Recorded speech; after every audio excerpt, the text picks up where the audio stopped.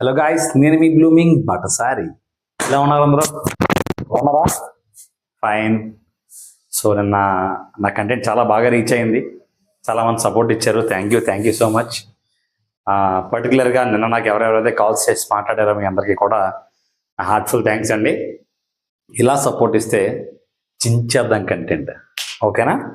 సరే, ఆలస్యం లేకుండా ఈరోజు కథలోకి వెళ్ళిపోదామా? రెండమ్మా, అక్క, తమ్ముడు, అన్న, చెల్లి, బావ, వదిన, రండి ఎక్కడున్నారు? రండి, కథ అయిన ఇంట్రెస్ట్ ఉన్నది అందరూ వచ్చేయండమ్మా. My dear darlings, dudes, buddies, వచ్చారా? కథలోకి వెళ్ళిపోతాం. అయితే ఒక పల్లెటూరు ఉంది. అనగనగనగనగనగా ఒక పల్లెటూరు ఉంది, ఓకేనా? పల్లెటూరు అంటే మనకి ఏం గుర్తొస్తాయి? గుడి, బడి, ఏరు, సెలయేరు, పొలాలు, పంటలు, ఓకే. అండ్ కల్లా కప్పడం లేని మనుషులు, భయపడుతూ ఉండే మనుషులు, అండ్ ఎస్ అఫ్ కోర్స్ ఒక ఒక చక్కని అందమైన వాతావరణం కనిపిస్తుంది కదా. ఇక్కడ కూడా అలాంటి పల్లెటూరు అనమాట. అయితే ఆ పల్లెటూరులో ఒక గుడి ఉందన్నమాట. ఆ పల్లెటూరు చివరగా ఒక గుడి ఉందన్నమాట. ఆ గుడి కొండ మీద ఉంటుంది. రోజు ఆ గుడిలోకి పంతులు గారు వెళ్ళి దీపం పెట్టి పూజ చేసి వస్తూ ఉండేవారు అనమాట. పండగల్లోని, పర్వదినాల్లోని తప్ప ఆ గుడికి జనాలు ఎవరో వెళ్ళేవారు కాదు, ఓకేనా? అయితే రోజు కూడా పంతులు గారు ఒక్కరే వెళ్ళొస్తూ ఉండేవారు అనమాట. అయితే ఆఫ్ కోర్స్ ఎవరో లేని ప్లేస్ అవ్వడం వల్ల ఆ గుడి చుట్టూ కూడా కొన్ని తప్పుడు కార్యకలాపాలు చేస్తూ ఉండేవారు కొంతమంది.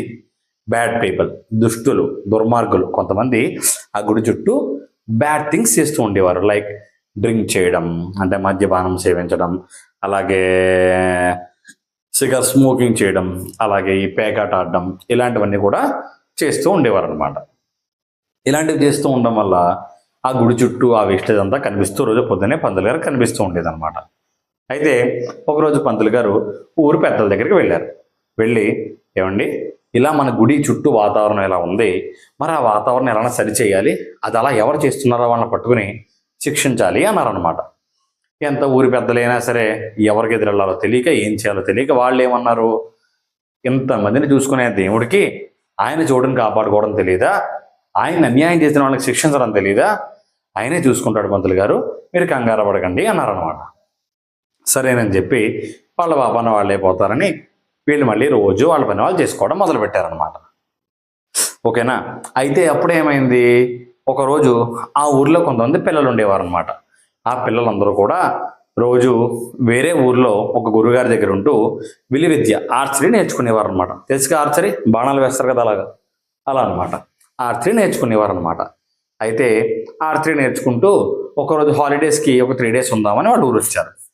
ఊరు వచ్చి సరదాగా ఆ కుర్రాళ్ళందరూ గుడి దగ్గరికి వెళ్ళారనమాట. కొండ మీద గుడి దగ్గరికి వెళ్తే గుడి చుట్టూ వాతావరణం అమ్మో చాలా చాలా చండాలంగా, చిరాగ్గా ఉందన్నమాట. తాగి పడేసిన బాటిల్స్, ఈ సిగరెట్ స్మోక్ చేసిన తర్వాత స్క్రాప్, ఇలాంటి చెత్తాటదారంతో ఉందన్నమాట. అయితే వెంటనే వాళ్ళ కోపం వచ్చి ఎవరింట్లో వాళ్ళు వెళ్ళి వాళ్ళ పేరెంట్స్కి చెప్పారు. అమ్మ, ఈ ఇంటి గుడి చుట్టూ ఎలా ఉంది, ఇలా ఇంటి గుడి చుట్టూ ఎలా ఉందంటే, వాళ్ళు ఏమో మీకు అవన్నీ ఎందుకురా, ఏదో సెలవులకు వచ్చారు, 4 రోజులు వెళ్ళిపోండి తప్ప మీరు అవన్నీ పట్టించుకోవద్దు అని చెప్పి వాళ్ళ పేరెంట్స్ చెప్పేవారనమాట. సరే, అలా కాదని చెప్పి వీళ్ళు కూడా ఊరి పెద్దలు చెప్తే ఊరి పెద్దలు కూడా అలాగే అన్నారు. వాళ్ళు హాలిడేస్ అయిపోయిన తర్వాత మళ్ళీ యథాప్రకారం వాళ్ళు గురుకులానికి వెళ్ళిపోయారు. అక్కడ విలువిద్య నేర్చుకోవడానికి వెళ్ళిపోయారు. అయితే వాళ్ళ రాజుగారు ఈ గురుగారు కబురు పెట్టారు, మీ స్టూడెంట్స్ని తీసుకుని ఒకసారి రండి, వాళ్ళ విలువిద్యలు చూస్తాము అని చెప్పారు రాజుగారు. వీళ్ళందరినీ తీసుకుని ఆ గురువుగారు రాజుగారి దగ్గరికి వెళ్తే వీళ్ళ విలువిద్యా ప్రదర్శనతో రాజుగారిని బాగా మెప్పించారు. అప్పుడు ఆ రాజుగారు, మీకు ఏం కావాలో అడగండి, ఇస్తాను, నన్ను చాలా హ్యాపీ చేశారు, మీ విలువిద్య నేను చాలా ఇంప్రెస్ అయ్యాను, మీకు ఏం కావాలో కోరుకోండి అన్నారనమాట.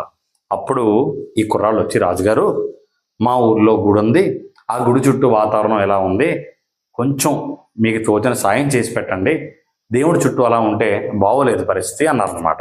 అది విని రాజుగారు వెంటనే మంత్రిని, సభాపతిని పిలిచి చర్చలు జరిపి అసలు ఎలాంటి పరిస్థితులు ఉన్నాయని నా దాకా ఎందుకు తీసుకురాలేదు అని చెప్పి వారి భటులందరినీ కూడా రాత్రి నిఘా పెట్టి ఎవరైతే ఆ వాతావరణం పాటు చేస్తున్నారో వాళ్ళని పట్టుకుని వారిని మర్నాడే శిక్షించారనమాట.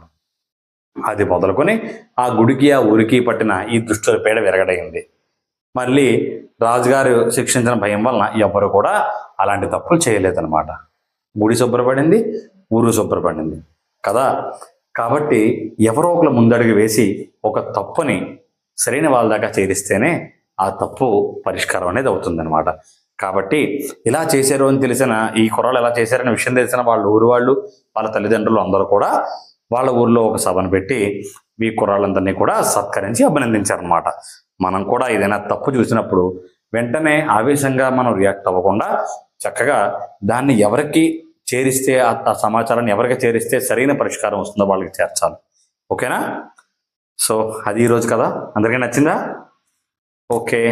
సో కథ నచ్చితే లైక్ చేయండి, కథని షేర్ చేయండి. Subscribe to blooming Batasari BB. Okay, signing off yours Vamshi Devulapalli.